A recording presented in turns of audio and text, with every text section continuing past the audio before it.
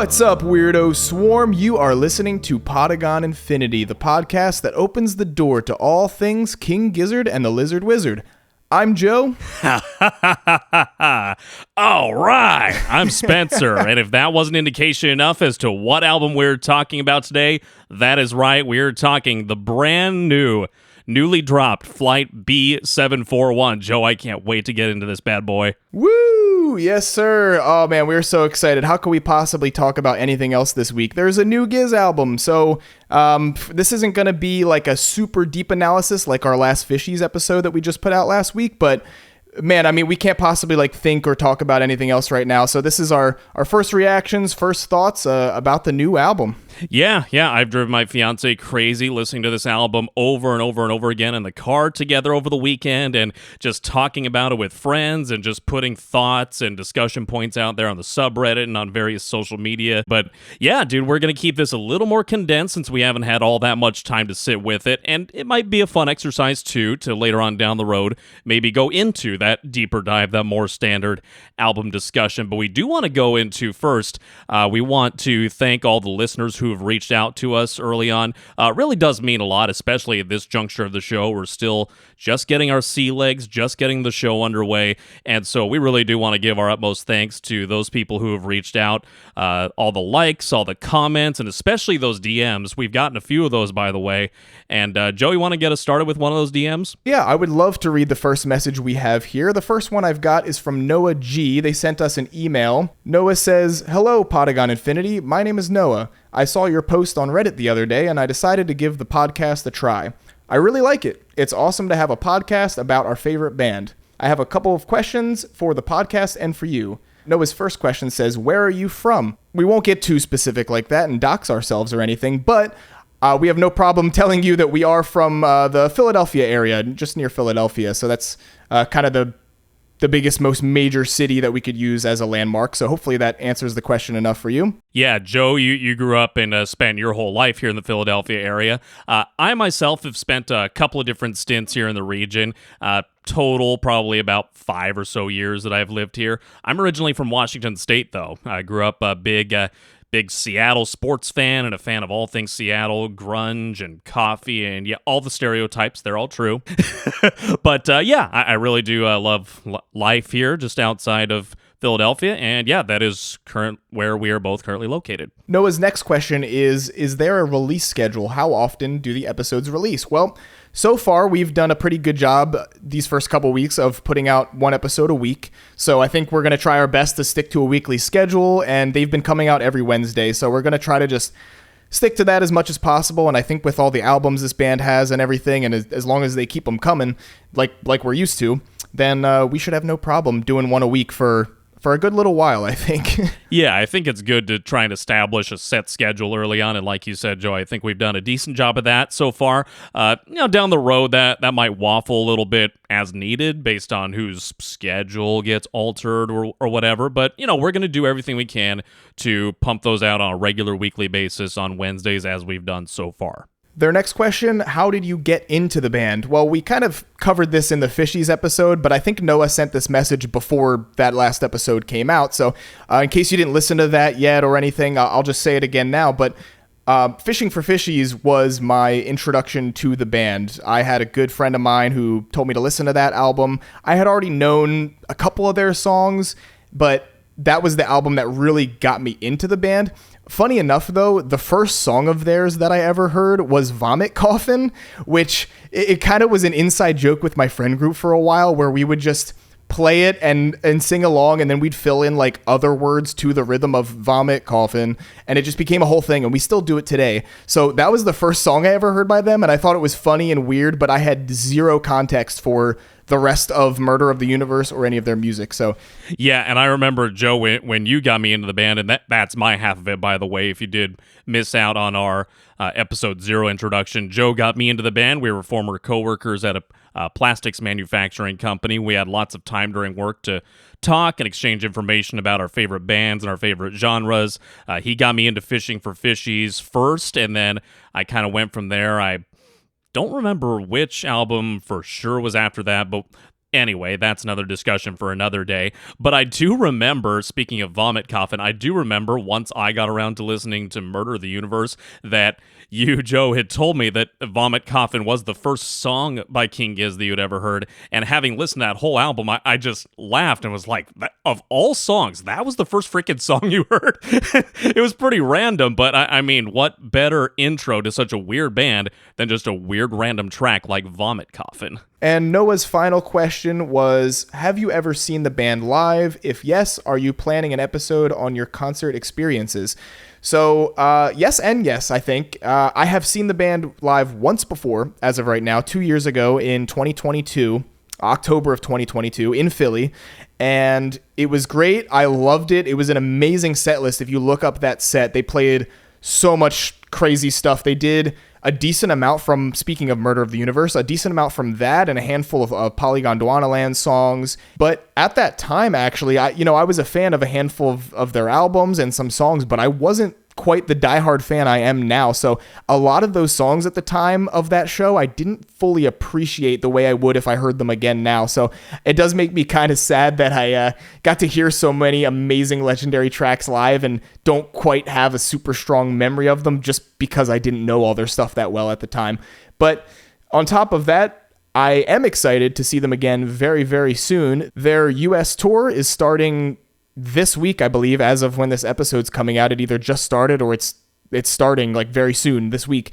And they're going to be in Philly in a couple weeks. And then I'm also going to be seeing them at their Detroit acoustic show. I have some friends that live in Michigan, and so I'm going to go see my friends and then also go to the Detroit acoustic show just because it's a special show. And I saw they're only doing a few of those. So since I'm familiar with that area a little bit, I figured it was a good excuse to take a trip to Michigan. So I will be at that show, and I am super excited to compare the two of them and talk about them after the fact.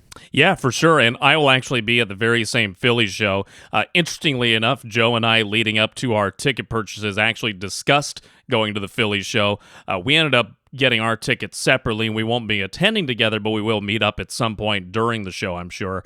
I'll be going with my fiance. I know Joe's going to be going to the Philly show with a couple of his friends. But yeah, I'm excited. This is going to be my very first time seeing the band live. It'll be at the Dell Music Center right along the Schuylkill River in Philadelphia. And dude, I'm so excited for it. I can't wait. I feel like I've been waiting all year. I feel like I bought these tickets at the beginning of the year, and I've been waiting so long, and now we're finally here. The show, as of us recording this, the show is in like 2-ish weeks. Like, that's crazy. We're here. Yeah, it's already upon us, and I'm just like itching to get there. I have not been a huge concert guy for a lot of my life, but now that I'm several years into adulthood, I've actually gone to a lot more concerts in the last 5 years alone than I really had in the rest of my life combined. So I'm like not quite full-fledged concert goer, but I'm definitely a guy who's willing to drop some money on tickets for a band that I care a lot about. And obviously King Gizzard does fit that description. So that was the final question from Noah. Thank you so much again, Noah, for reaching out and listening to the show. I hope we were able to answer everything for you. Spencer, you want to go ahead and read the next one? Yeah, we also got a Facebook message from Andrew K. Andrew says, "Hey, Joe and Spencer, just listened to your episode 0 pitch and the start of episode 1 on Amazon Music, and I'm hooked. Love the tone of the podcast and looking forward to all of your upcoming album reviews. Also, considering KGLW are about to tour in the States, maybe you could also have some comments after the shows from people who have been. We'll have more information for you on that topic a little bit later on, Andrew." Continuing Andrew's message here. Anyway, just to let you know my King Giz background, I only heard about them for the first time in February this year after I did a Facebook post about the music I listen to when I'm at the gym, and a friend commented that I should listen to them, and I've been hooked ever since. I love their range of music styles and just how prolific they are.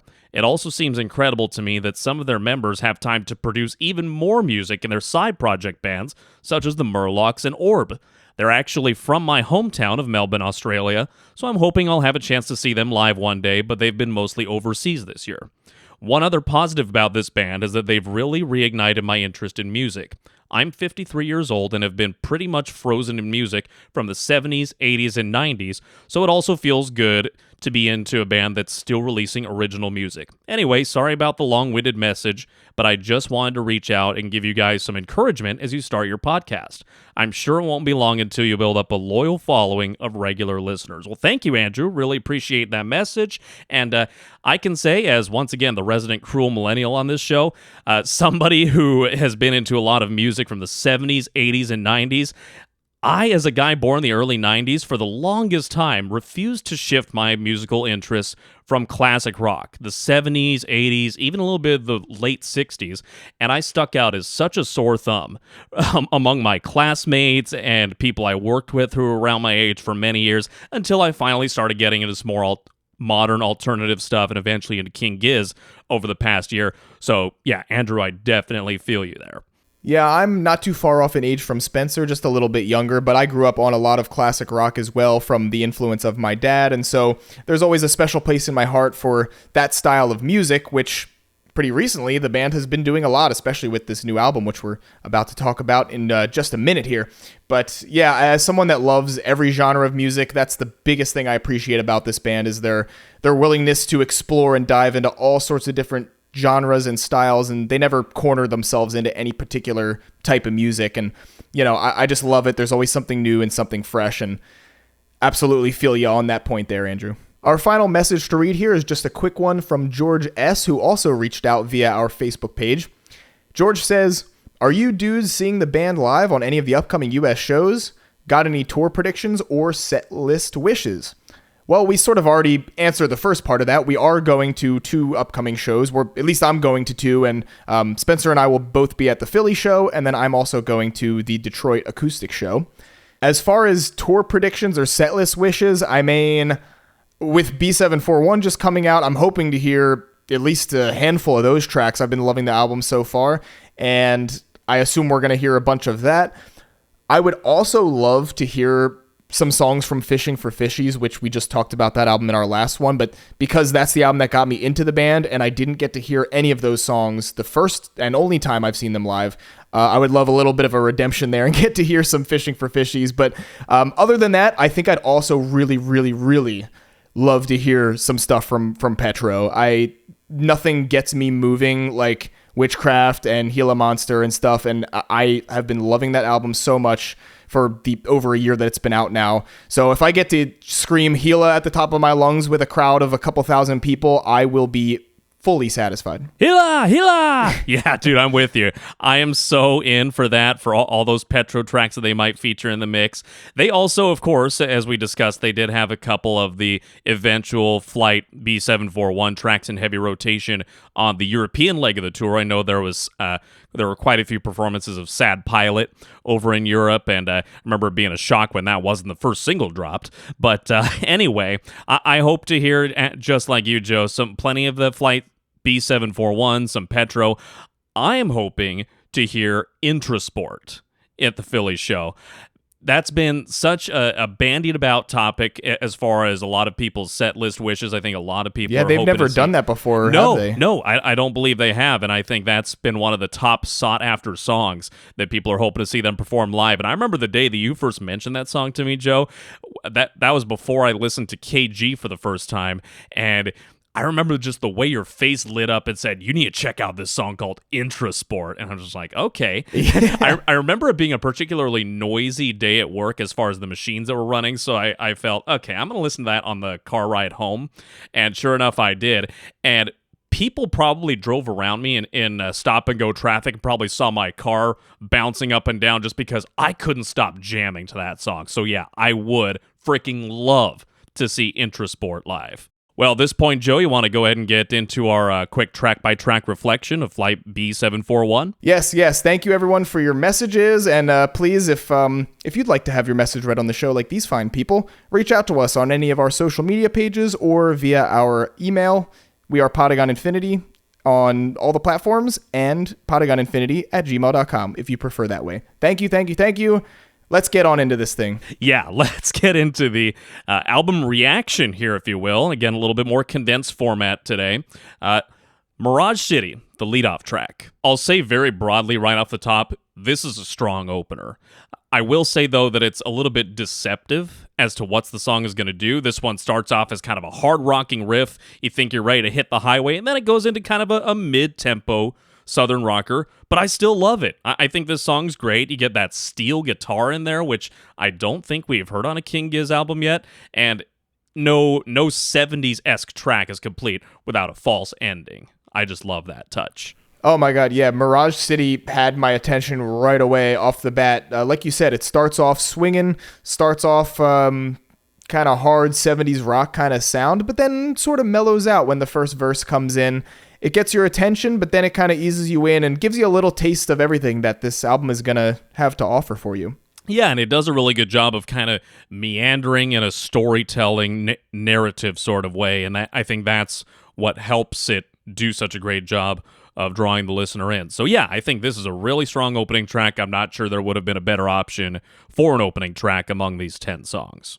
And you mentioned that pedal steel or that steel guitar. I absolutely love how that sounds in this song. It makes an appearance on a couple tracks throughout the album, but here I think it's really special, and I love hearing it right off the bat to just give me a little taste of something new that we haven't heard on one of their songs before.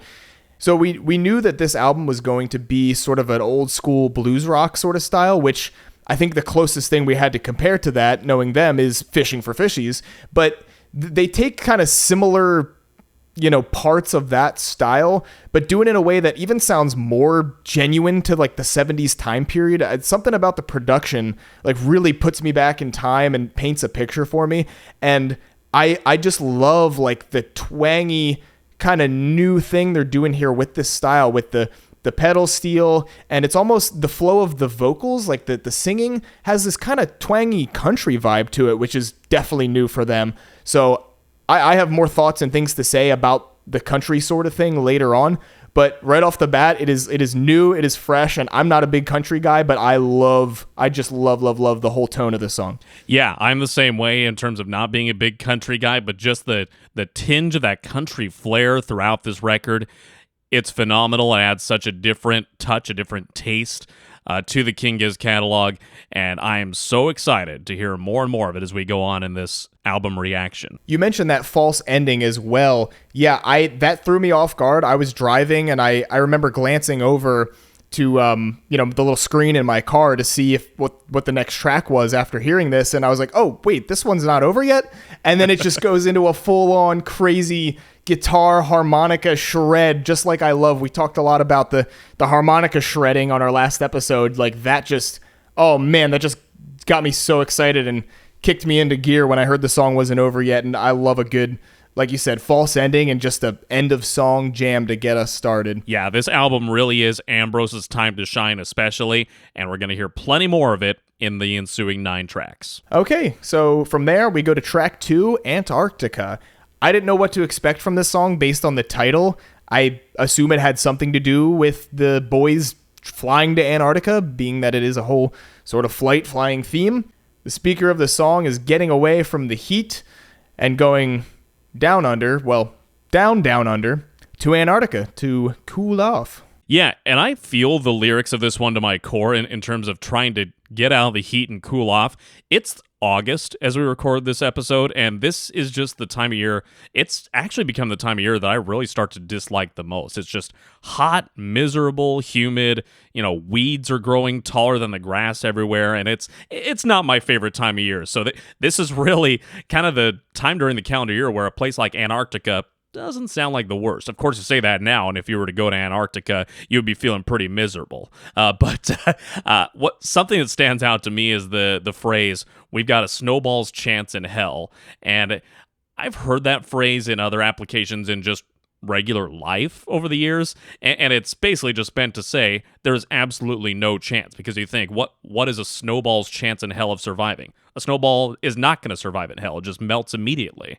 And I love that as just an over-the-top expression for there is no chance at all that this is going to work out. Yeah, I was going to touch on that exact same lyric, that refrain there, the whole it's going to be a miss, I can tell, we've got snowball's chance in hell, is such a anthem and such a sing-songy repetitive like chorus to a song. And there's a lot of that throughout this album, like super anthemic, easily chantable and singable lyrics over and over again. But that's the kind of the first one that stands out to me on this album. I love it. It's fun and it's kind of silly. Another thing about this song that I think is kind of funny is that the lyrics and the way it's talking about getting away makes it sound like it should be one of those songs that are talking about getting away somewhere warm, right? Like it's, I want to go get away somewhere tropical, get off to an island and vacation. Mm-hmm. But they're like, hell no, I'm hot and I'm tired of this heat. I'm going to Antarctica. Like it's just funny. Like they want to go freeze, and but it has such that kind of like getaway vacation. As far as the lyrics go. Yeah, and like as we record this episode, last week I was off at my bachelor weekend getaway in Seattle, and so just being in my former home state of Washington with as humid and muggy as it has been here in the Northeast lately, it was just such a nice getaway back into a more temperate climate. So And again, I feel this so much in terms of being a guy at this stage of my life. I don't like the heat, man. I used to think I could survive in a place like, Texas or Arizona or something. That's not to say that I could ever visit such places, but, more so than, when I'm in the cold and I'm yearning for the heat. I find myself in the heat and I gotta cool off, dude. That being said, this song is one that I had to loop back around to a couple of times over this weekend just to remind myself what it was and start to match up the song title with the sound of the song itself. I think this, at least at this early stage, wasn't one that I latched onto as much as a couple other songs on the album, but I also do like the lead guitar. That this song is not without merit, and I think it's a pretty strong track 2 on the album. So how about we talk about track 3 on the album next, Raw Feel. Raw Feel is such a banger, dude. I love this song. This is one that really stood out to me as well.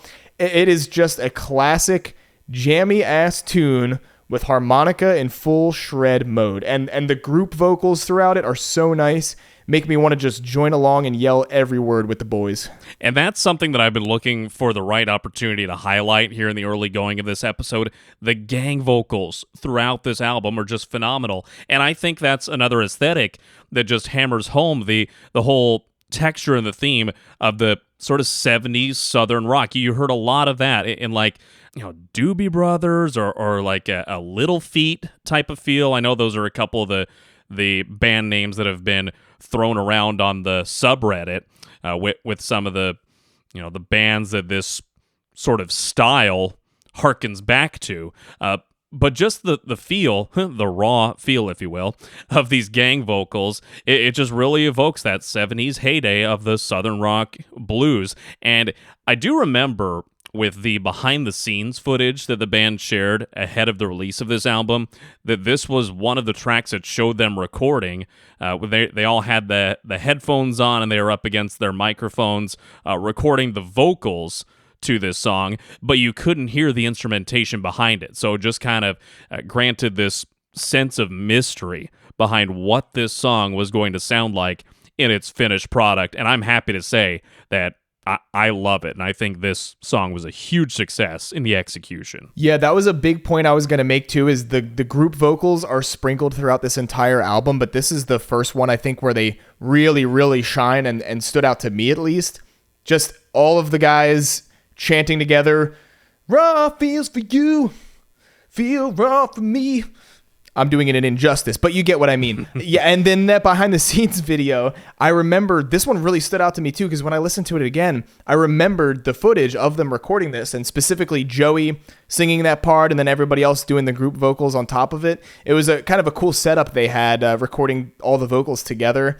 And yeah, I love this track. It's a great example of the group vocals, and it's only a snippet of what's to come with as far as that goes throughout this whole thing. And there's that slide guitar on the track again, and just that up and down the fretboard, that I mean, that's again another horrible injustice to the way the slide guitar actually sounds. You tried. But I tried.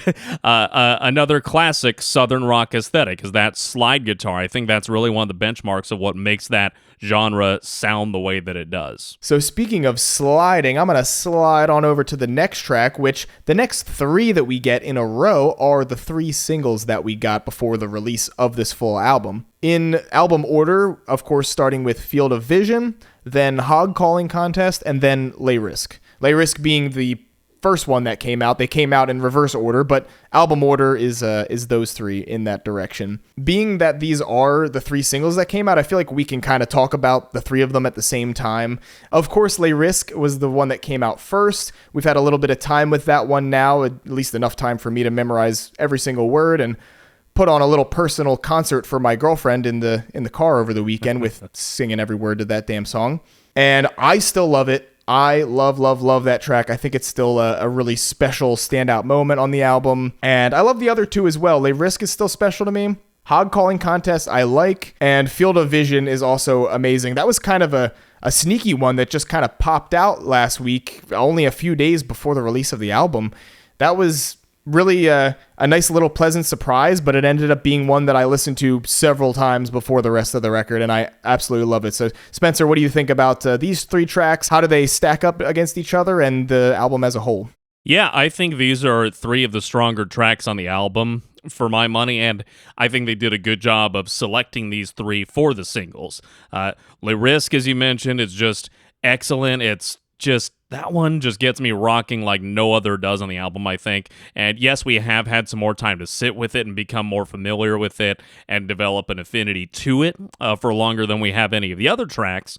But I think there's so much merit in that. I mean, there's so many layers and so many facets of this song that we can analyze. And of course, we won't go as deep into it today.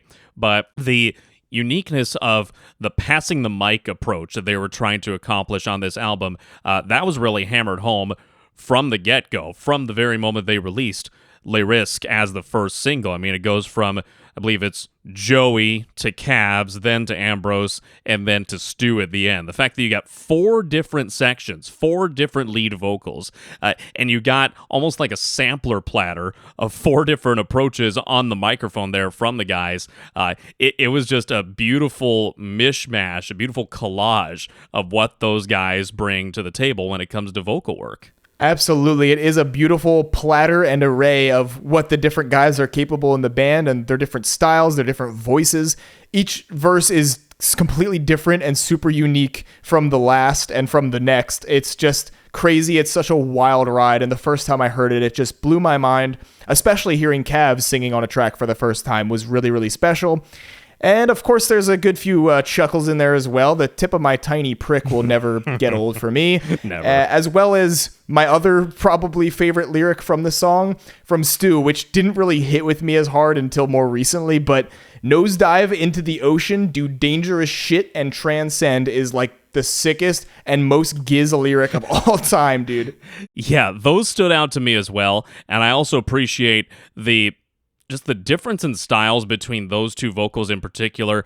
Cavs coming in, just a total unknown to us, the fans. Like, this is the first time Cavs has ever sang on record. We didn't know what his voice was going to sound like. And I think there was a little bit of an effect of some sort put on his voice, but I think something that accomplishes, it almost accomplishes that feel of the opening of LaGrange by ZZ Top, kind of that, kind of that deep snarl almost. It lends a little bit of that feel to this song. And then Stu, kind of with a modified version of his metal vocals that you hear on Petrodragonic Apocalypse, kind of nosedive into the ocean. Again, not doing justice, just trying to pinpoint the parts of the song that I'm trying to talk about. But yeah, they just do such a good job with differentiating the voices and the textures of these different individuals in the band.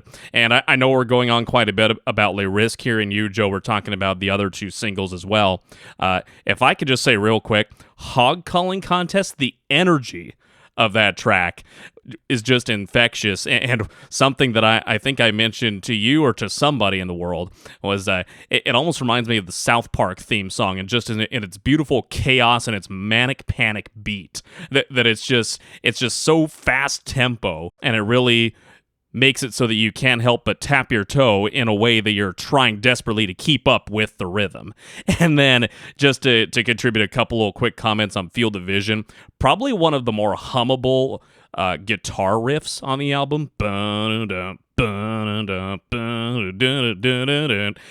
appreciate that about it, and I get some real early 70s Rolling Stones vibes from this track as a result. And I think some people have commented that on our own social media, maybe on the subreddit a little bit. And then, of course, we're all silly Billies, aren't we, at the end of the day? We are all silly Billies, and if I wasn't before, I am now. To piggyback, if you will, on your comments about hog calling contest, chaotic is the right word, and that's the word that came to me as well for this song. It is chaos, but it's fun, it's energy, it's crazy. And the first time I heard it, my brain was like trying desperately to make sense of it. There's just so much shit happening and so many different vocals and layers all happening at the same time. And another thing I love about it is there is a nice chunk of Cookie vocals in there, which we haven't really talked about too much yet, but there's a lot of Cookie. We got the whole tray of cookies on this album. We have been blessed with a lot of Cookie vocals. He sounds better than ever. I've always loved his voice. I mentioned that before in a previous episode, but up until now, he's only really had kind of a couple one-off tracks here and there on a couple different albums, but here we're getting a real taste of the whole cookie, if you will. And you mentioned Field of Vision. Yeah, I like I said, I love Field of Vision. I think it's kind of right up there with Les Risques for me. It's like high energy, it's catchy, just like that riff in the beginning and the harmonica chugging along to the guitar. It's like classic Giz, dirty kind of guitar harmonica harmony. Yeah, and I think Ambrose probably felt right at home on this track too, because this is one of the more Murloc sounding tracks on the album, if I can be so bold as to say that. Yeah, I agree. You know what? That was another thing I was going to say, is there's kind of a lot of Murloc's vibe throughout this whole thing. I've been digging into their music more pretty recently, so I've become familiar with their kind of overall sound. And even though it has that Murloc's vibe, it of course still finds its way to be super special and originally Giz with all the other input from the other guys in the band. But surely Ambi had fun with this one. And speaking of getting the whole tray of cookies on this album, that really continues on the next track, which is the title track. You also get a little bit of Lucas in here. You get your Lucas, get your Cookie, and then you get your Ambi later on in the track. So this title track brings a little bit of everything. And Joe, I have to say that this is a great little bit by Cookie, and just the way that it leads eventually into that woo, which we love, all the woos in the discography, and then right into that Ambrose harmonica. I know I just kind of gave you a little hodgepodge sampler platter of different things I like about this track, but what are your thoughts on this one? This title track was another major standout on the record overall for me. I think it slows things down a little bit, offers a nice little break in the chaotic energy of the album. Up until this point, most of the songs, other than from the first song, Mirage City, I think pretty much all the other songs were like really kind of chaotic, especially with the 3 singles section with Hog Calling Contest and Les Risques and everything. Everything was like jamming, crazy, full swing. But Flight B741, the title track here, just kind of gives a nice little break from that. It's a little more chill. And I just love the overall energy and kind of the breath it gave me during the listening of this album. I jotted down a similar note, actually, in that this song goes a little bit more mid-tempo and brings the energy down a little bit, but not in a bummer way or a deflating way, in sort of a necessary balancing the album out way. So I do appreciate that about it.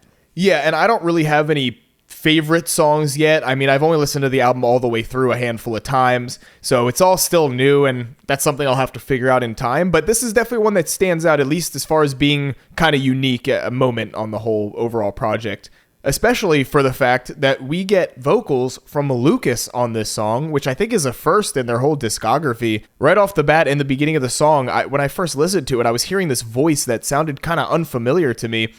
And I'm like, who is this? I don't know this voice. It has to be Lucas. This has to be Lucas vocals finally on a track. And sure enough, as long as the internet wasn't lying to me, that seems to be the case, that is Lukey right in the beginning. And then on top of that, we get a ton of Cookie vocals, which I love. I was really excited to hear a bunch of him on this song and really all over the whole album. But it's really great to hear a lot of Cookie throughout this track in particular. His voice sounds smooth. He's sounding better than ever. And I even saw somebody on a comment on the subreddit say something about, Cookie's really perfected his Paul McCartney impression, which I don't know if I really hear a Paul in there, but either way, I think that's a compliment for him, I guess. Definitely, yeah. I mean, if you put Paul McCartney next to anyone else's name as a comparison in the music world, I'm sure most people would take that as a huge compliment. Like we mentioned with Les Risques, there's kind of a lot of different sections and verses with different speakers, different singers, a bunch of the different members of the band contributing to this one. But here it's a little less separated. It's kind of more blended together, going back and forth between everybody. And it's got those big chanting group vocals from everybody happening a lot all throughout it too. So it's super unique, super cool. And it's just a big thing that I love about this album overall, hearing everybody's voice. Even Lukey here. We even had Cavs in Les Risques, and everybody else sounding good as usual. I just love it. It's one of my favorite things about the album so far. Okay, track 8, Sad Pilot. Now, this one is interesting. First of all, I love the song. This one is interesting because it was the first song from this album that was played live during their European leg of their tour a little bit earlier this year. So it was the first piece of Flight B741 that we got to hear. And I remember watching the live video. I forget exactly which city it was played in, but I remember watching it and loving it and having a super unique sound and everything. But I think I only listened to it once because for the most part, I didn't really want to spoil myself too much on the new album. Really wanted to just wait for the real thing to come out. But it's kind of interesting that this was the first one we heard, but then it wasn't dropped as a single. I kind of expected this to be the single after it was the first track they played live. Yeah, I think a lot of folks, myself included, expected Sad Pilot to be, if not the first single, one of the singles. And the fact that it wasn't was a little bit surprising, but as we alluded to earlier, I think the singles we did end up getting were phenomenal and deserved such status. But when I first saw the live video that Redditor had posted of Sad Pilot live on the European leg of the tour, I think my first thought was something along the lines of, oh, it's going to be one of those albums, in just the most enthusiastic and excited of ways, because just that opening riff that bookends the song, you get it at the beginning and then a reprise of it at the end, that that just, I don't know if there's a better, more exemplary riff on this whole album that harkens directly back to that 70s Southern rock blues style. And I mean, it sounds like it's something that could have been ripped straight from I don't know, a ZZ Top song or Little Feat or any number of one of these bands that we've alluded to briefly during this episode. I mean, this is one that I think is going to settle in the heads of Giz fans a little more in terms of its catchiness, the riff I'm talking about, and I mean, the vocal harmonies that go with the song, too. It kind of maintains that strong kind of mid-tempo aesthetic. And before I go too much further, I want to give you some airtime on this one, Joe, obviously. But, I love this track. So, yeah, you were trying to describe the overall feel and style of this song. I love it, too, by the way. It's definitely a highlight for me so far. Love the track, and yeah, it's just got this overall like groove and this bounciness to it, like the way that main riff that comes in at the beginning and the drums kind of work together. You just want to bop your whole body up and down. It's groovy, and it's got a catchy as hell hook too. I love the whole, gotta leave my problems at the jet bridge section, like I'm not going to try to sing these songs anymore for right now. But, that whole section is just, it's catchy. And after a few more listens, I could see myself singing along to every word of this one, too. Yeah, and even though this song hadn't officially been released yet at the time, going back to the previous weekend here, as we record this episode 1 week ago when I went on my bachelor trip to Seattle, that was just, since I had the song in my head from the live recording of it, I had the line in my head, gonna leave my problems at the jet bridge, as like the ultimate, like, okay, I'm going on my bachelor trip, I'm leaving all the worries of the world behind me, and I'm gonna have some fun this damn weekend in Seattle. And I did. And I think it's just, that line is just such a symbol of what the song is trying to convey, and we're not trying to go into too much of a lyrical deep dive here, but I like the overall feel the song portrays. Things are pretty crappy right now, but eventually things are going to look up. But yeah, we're going to have to slog through the crap a little bit first. And with that, I get like an image in my mind's eye of this pilot who's like sitting in an airport bar sipping a beer or a cocktail or something, hopefully after he's done flying for that period and going into a rest period after that.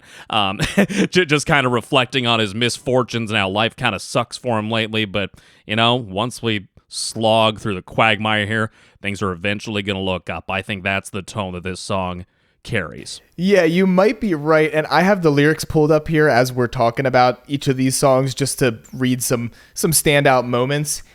One that's kind of funny, you mentioned like having a drink at an airport or something. There's actually a lyric related to that in here that's kind of interesting and might kind of give you a different thought about the song. It's one of Ambi's parts, and it's I've got a lot of fuel to burn. I've been drinking on the job, not much thinking going on about the passengers I got on board. And given Satan's winking and giving me the nod, it goes on from there. But yeah, this is a little bit more of a problematic kind of outlook on the meaning or the whole thought behind this song. Going into this, I had a feeling that flight B741 might not be the best flight to be on. And reading this little anecdote from our pilot here, I'm not feeling too confident about it. Yeah, I had read online vaguely some of the negative connotations that came with the title Flight B741, and I think I had those in the back of my head a little bit before I went on this trip. So part of me, while I want to keep enjoying those songs a little bit more leading up to my flight, I knew that was nestled somewhere in the back of the lore that had been created for this still very new album. And so part of me just kind of wanted to avoid that bad juju a little bit, if you would. And granted, I didn't know the full lyrics of this song yet, since it had only been the live recording that had been unofficially shown online. But geez, this is this is why that so far making this podcast, even though we're still very early on, that this has been kind of an edifying experience for me, learning to pay better attention to the lyrics. So that's a doozy. So after that 2-track kind of respite into a couple of mid-tempo tracks in Flight B741 and Sad Pilot, we pick up the tempo a little bit, although not in an aggressive or jarring transition way. Rats in the Sky brings kind of that bouncy bump, bump, bump, bump as the backbone to it, and I think it reignites the energy of the album and in a pretty masterful way.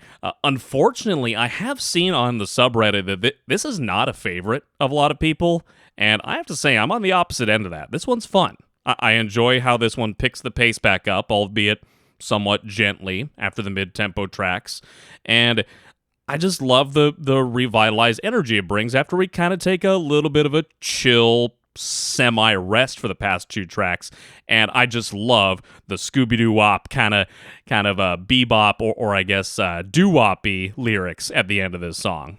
That's interesting to hear that this isn't a favorite of a lot of people so far. I mean, I haven't had the time this weekend to browse through the subreddit too much, but I like it. It's bouncy again, like I said about Sad Pilot. It's bouncy, but this time we're getting that piano and everything in there. And the Scooby-Doo wop at the end, I mean, that's special. How can you not give it brownie points just for that?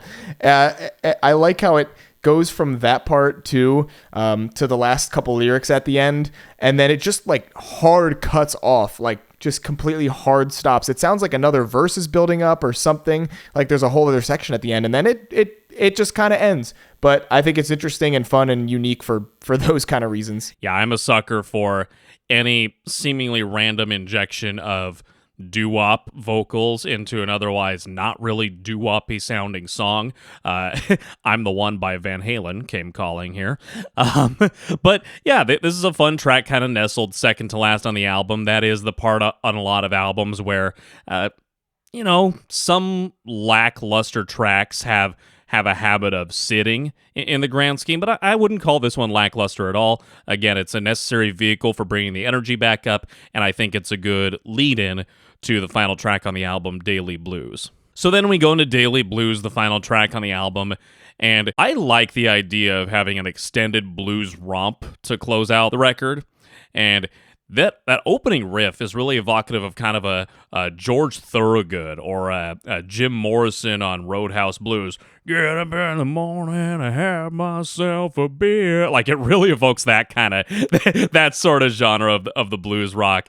And, you know, you get a nice full package here on this last track on the album. You get a good woo about 2 minutes in.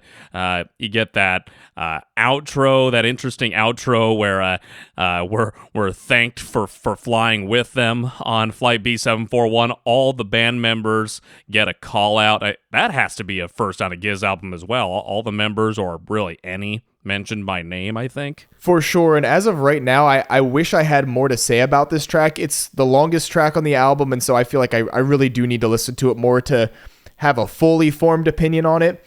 But of course, how can that ending not be the most standout part about it? So it starts with the repetition of B741, and then you hear, thanks for flying, we've been your pilots, Lukey, Joe, Cookie, Ambi, Cav, Stewie. We couldn't tell you what the local time is, but the weather's fine out. Get on your horse and ride out.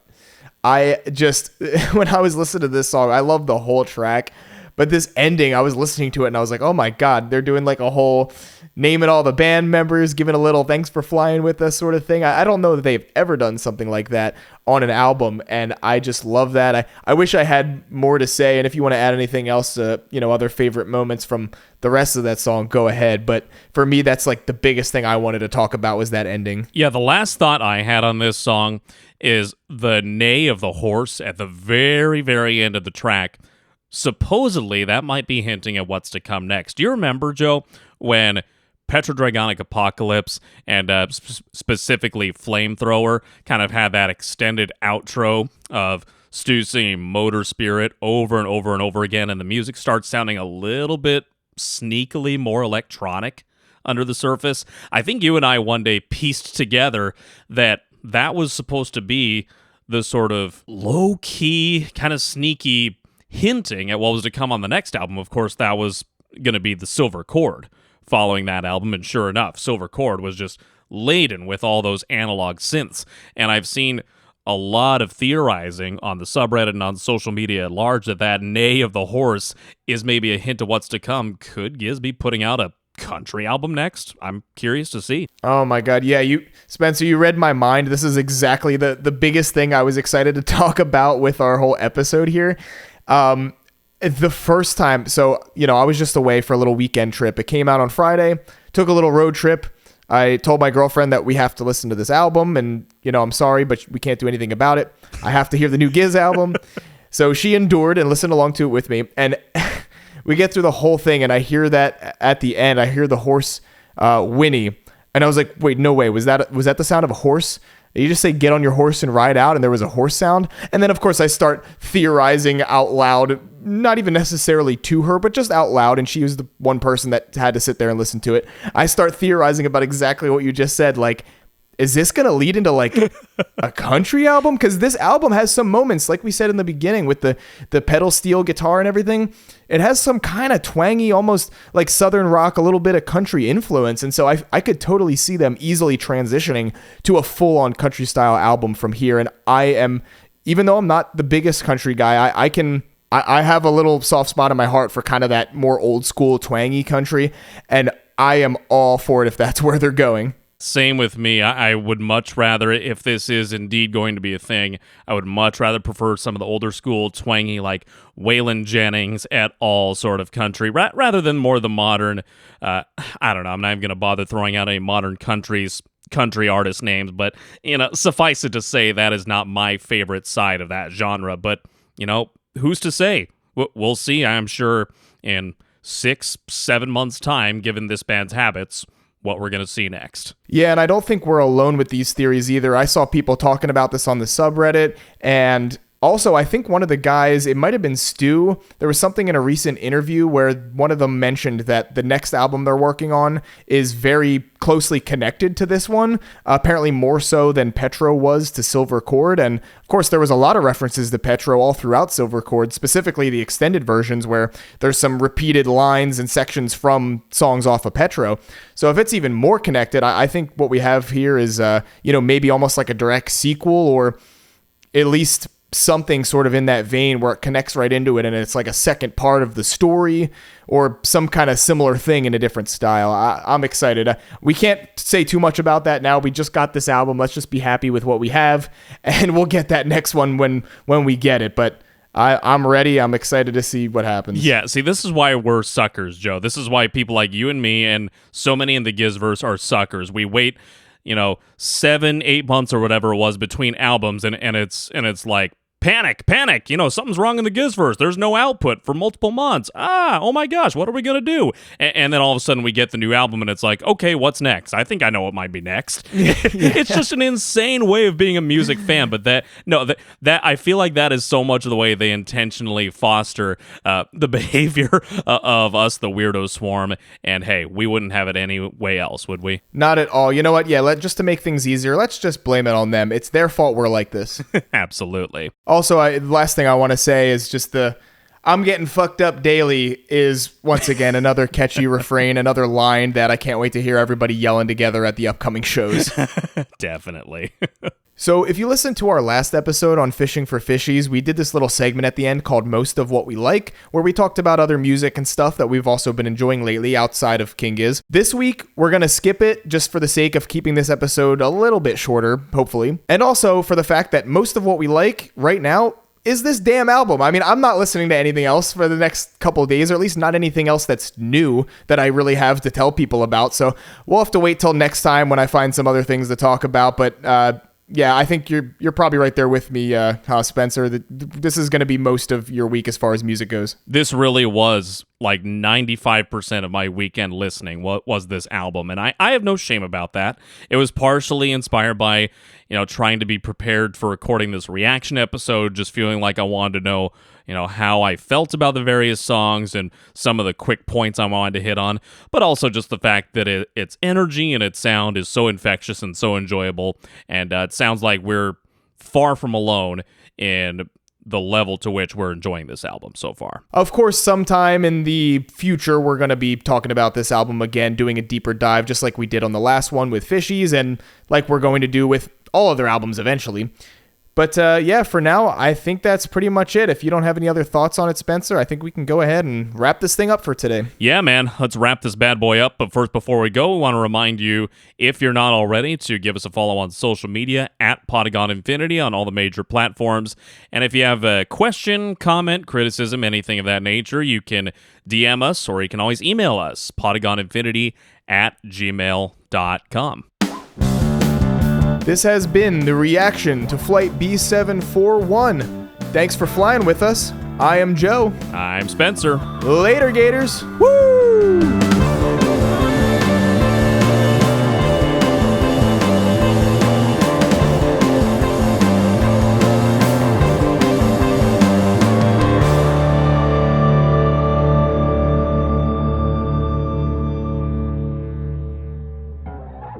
Nosedive into the ocean.